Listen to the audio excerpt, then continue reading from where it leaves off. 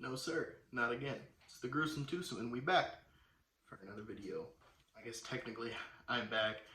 Brandon's a little bit busy today, he's working, so but I just wanted to get a little video up, just put something on the channel, you know. So today I'm going to be talking about how to start doing ACBA or action figure photography or whatever it is. Figure photography, toy photography, whatever. How to do it as a beginner. You don't need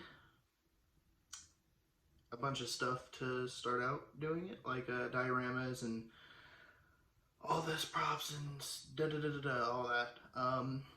When I started out, I didn't have a bunch of that stuff. I mean, I still don't even have a diorama. You know, I just use some pretty basic stuff, which I'll go over, and how to just get started pretty quickly.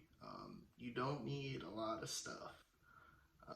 Just really your imagination and yeah, that's about it. Imagination and an eye for photography. So let's look at what I have on my super messy workbench, which I apologize beforehand. You'll probably see how messy it is.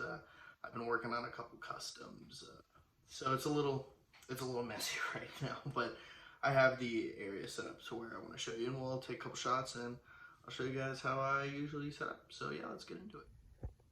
Okay, everybody. So I'm recording this on my iPhone because my camera's right over there. So sorry if it's a little shaky and the audio's a little weird. But anyway, so what we have here is just some basic stuff that I use, and half of this you really don't need. But we'll just go over the necessities real quick that you do need. So one, you definitely need a figure. You know, that's number one, obviously. If you're doing action figure photography, you're gonna need an action figure. Right now I just have Aang because of the effects that I have out, and I figured it'd be a pretty cool shot. Number two, you definitely need a camera. Okay, quick editor's note. I didn't say it in the video, but basically for the camera, you don't really need an expensive camera. Like I say, I'm using the Sony a6000. That's just the camera that I like. A lot of people use their iPhones or phones or whatever. I'm not a big fan of using the phone. But a good beginner's camera, I think, would be the Canon Rebel T6, or really anything in the Rebel series. The T6 is a pretty good starter camera, though. You can get the T6i. Really, the only difference is the little screen on the back flips out. It's not really necessary. Some people like it, some people don't. The T6 is really good, though. You can use the kit lens, or like I say, just find a good portrait lens. But yeah, I mean, the kit lens should be fine just starting out for you, you know. But anyway, back into the video. You don't really need an expensive camera. So I have the Sony a6000, which I paid, you know, a decent amount for it, but I love this camera. It's really good for me, and a lot of people still use it today. I think it came out in like 2014, something like that. But it still holds up in 2020. I have the Sigma 16mm lens on it. I like to have a really blurry background in my photos. It's a prime lens. I don't know if a lot of you guys are like big photography geeks, but I like to have a nice separation between my subject and the background of my photos. But really, you can use the kit lens. For a lot of my team up photos, I just use the kit lens. If I want everybody, you know, clear in the shot, I just use the kit lens. So you don't need crazy expensive lenses. I think that lens was like $300, but that's because I also do like portrait photography and stuff like that. I do more than just action figure photography. What else do you need? I like to use my tripod a lot. 9 times out of 10, I'm using my tripod for the shots that I get. Just a basic tripod. I think it was only like 15 bucks maybe. Yeah, so I use a tripod a lot. I don't really freehand my action figure photography shots just because of the settings that I use, and we'll touch on that here in a minute. Lights. Definitely need lights. That's the number one thing. So a lot of people in the community use Lume Cube. I'm broke, so I got the what are they called? I was about to say Illuminati. Ulanzi? Yeah, that's what they're called. The Ulanzi lights. Sorry about that. They're the I almost said it again. Wow. Ulanzi lights. Jeez.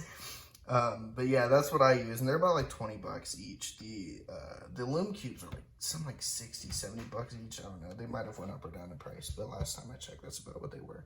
And I think it depends on like what version you get. I don't know. But these are cool because they come with these, and they're little light filter gels, so you can choose the color of whatever light you want. So that's really good. And then some just things that you don't really need, but I use them occasionally. Effect pieces. These are really good, so you don't have to learn Photoshop, which Photoshop is still a great tool to learn, but practical effects always look cool. I'm always a huge fan of practical effects. So here we got some water effects, fire, earth, and air. Obviously, you know, we have the avatar here, but I actually have the lightning effects coming in here soon, and most of these are SH Figuarts. I say most of these because these two, the fire and the water effects, and then they come with more than just one of each.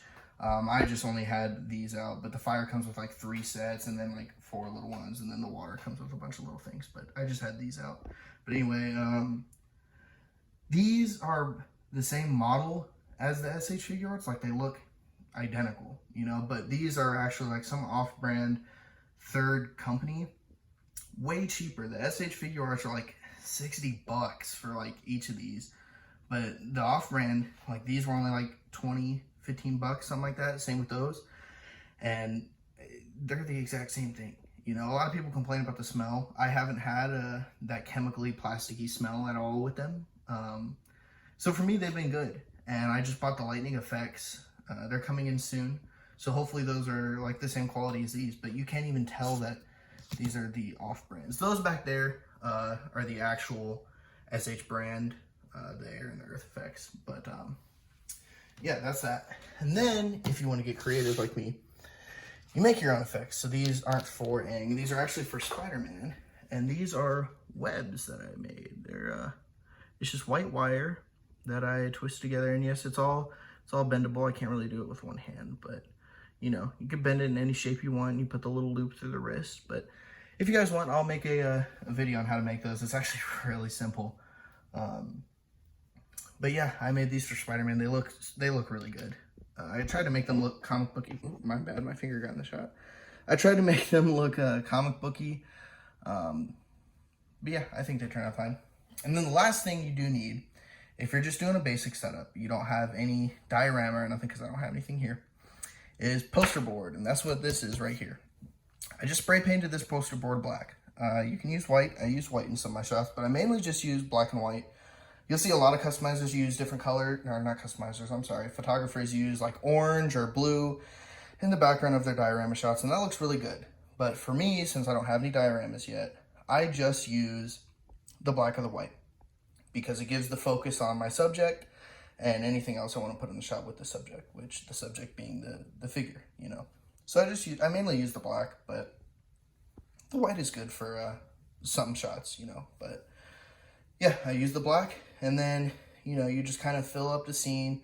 I use a lot of colors too, which catches your eye. You don't really think that, oh, you know, there's no diorama. You know, I use a lot of colors, which you could actually see on my Instagram at Joseph_Quarles. I use a lot of colors, which, you know, kind of distracts from there being a lack of diorama, or, you know, and I put a heavy focus on, you know, what the focus should be, which is the figure. And then also for last, you might see like a few smoke effects in my photos, which a lot of people use a fog machine, whatever it may be, smoke bombs. I'm broke, like I said before, so I just use my vape. I vape, so I just use that, and it works fine. And then more practical effects that people use is like sparklers for like explosion effects. I've never done that just because I don't want to ruin my figures, but a lot of people do, which is cool. Their shots turn out cool, and then they use other things like actual like little, I don't know what you call them, but little like mini fireworks, I guess you could say, that make little explosions. But yeah, and then a lot of people just use Photoshop. I don't personally use Photoshop for effects. If I use Photoshop, I usually just touch up, take out stands if I have stands, erase those, you know, just because it's hard to hide them when you don't have dioramas. So that's like the only caveat really to not having. Did I use that word right? I don't know. But that's like the only downside to really not having dioramas. Well, one, you don't have cool dioramas, and two, you kind of have to edit out your stands. You can't really hide them as well. Sometimes you can, but depending on the shot, you can't really edit them out. But yeah, I'm gonna go ahead and set him up real quick, throw my camera on the stand, and then we will talk about how we shoot the shot, do the photography, the photos, the shooting. Yeah. All right, everybody. So I have the shot set up.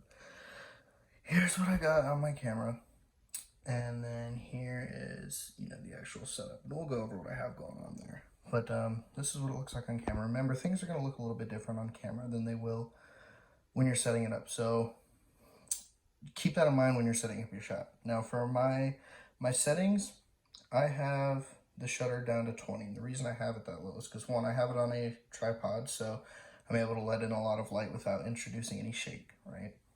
So I have that low. And then I have my aperture, since this is 16 millimeter, I could bring this down all the way to 1.4, which is what opens the camera's lens up, which gives you that really blurry background. Now, you won't really notice it too much because I'm just going to have the black background, but if you were to have things behind it, you'd definitely notice. But for this, I mean, you can kind of see it right here. The little earth effect and the, oh, sorry about that, the little earth effect and the fire effect are kind of out of focus. And then I have it set to manual focus, and I focused it on his face. You can't really see on camera, but on camera. Kind of cameraception. But I am so lame. But basically that's what I have going on. Now what I have here is a basic 3-point lighting setup. So you have the two in the back, which kind of angle the light at the back of him, which kind of light him up, separate him from the back. Then I have the one right here, which will shine on the front of him, and bring out the front of him. You don't always have to use this one right here. Actually, you don't even have to have the basic 3 light setup. You can really do your lights however you want, but this is kind of like a general beginner's lighting setup, and some people have it directly in front and shoot the camera off to the side, but I really just put mine right here as close as I can without, sorry about that area over there. I'm cleaning up all the boxes because I use the plastic to make effects for other figures, which I should have shown you guys, but I couldn't find one. But anyway, without bringing the light into frame. So I kind of have it as close as I can. And then just play around with the lights from there. Sometimes I shoot the light directly on top. Sometimes I don't, but yeah. And then I have some color gels in it. So I usually use like a purple, like a pinkish one. And this one I have yellow. I don't know if I'll keep that in or not. Just kind of depends on how it looks on him. But I love to use those colors. They look really good, really eye-catching, especially with these colors for the effects. So what I'll do is I'm going to shut off the light, take some of the shots, and go over them with you guys, and we'll see how they turn out. So I'll see you guys here in a second. Okay, you guys, so here I am on my iPhone, and the shot has been taken. I haven't edited it or anything. I usually don't edit my photos, really. I like to just have the raw, unedited image, and kind of have it just how it is.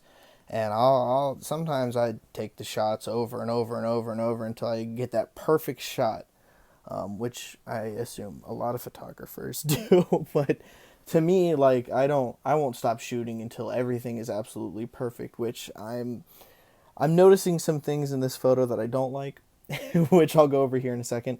What I do like though is, I don't know if you noticed, but when I had it over on my actual camera, I had it in landscape mode. Realized I didn't like how that looked too much, so I switched it over into portrait, which looks a lot better.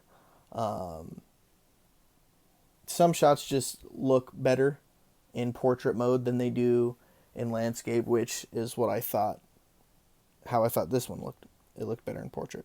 You guys get what I'm saying.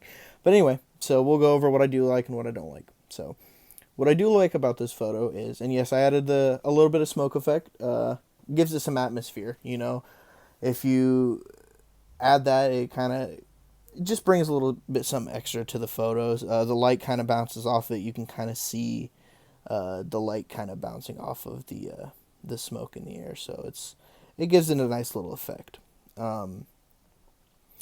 I wish we could see my little air effect a little bit better. I should have used a bigger one, but that's fine. Like I said, I might go over and redo it. And then I might change the coloring of the lights. I don't mind them. I think that blue light might just be a little bit too harsh on the right side of his body.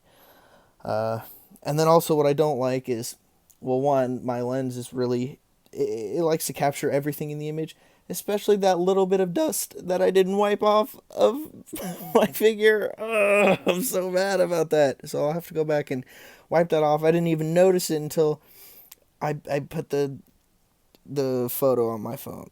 So infuriating, because I really did like this shot until I noticed that up there. So I don't know. I'm usually pretty hypercritical about my own art. But anyway, so that's kind of what we have. So I'm going to go ahead and end the video now.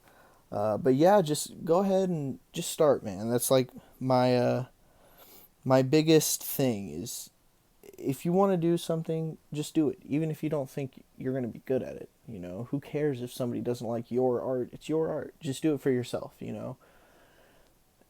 And you'll get better with time, right? Practice, practice, practice. I've been doing photography for a good couple years now. I consider myself pretty good. Maybe I'm not. I don't know. But I think I'm pretty good, and I like my art. So basically what I'm saying is, don't worry about how other people feel about your art. If you feel good about your art and you're like your art, other people will like it because you like it, because it's something you did and you put out and you made, you know. So just worry about what you like, and if you like it, put it out there. Other people will come to it and other people will like it. But that's just my 2 cents. Take it or leave it. But anyway, yeah, I'm going to end it. Quick note, we will try to put videos up more frequently. I have a couple of videos that I'm editing and messing around with right now. It's so hard too with all the corona stuff going on and yada yada yada. I have a family I'm trying to provide for and work, and we're both working, so but we're trying to do this. So we're really excited about it. We're going to get more videos up soon and try to do it more often, but yeah, that's kind of what we have for today. So I will go ahead and catch you guys later. Go ahead and follow me at Joseph_Quarles if you want to see the final product of this image. I might put it up on the official page. I probably will, because I got to make the thumbnail and everything. Probably going to post this tomorrow. I mean, it's today for you guys, obviously. Now I'm just rambling. So anyway, yeah. Follow us, Gruesome Twosome Official on Instagram. And Renault Hose on Instagram. I'll throw those up there. But anyway, see you later.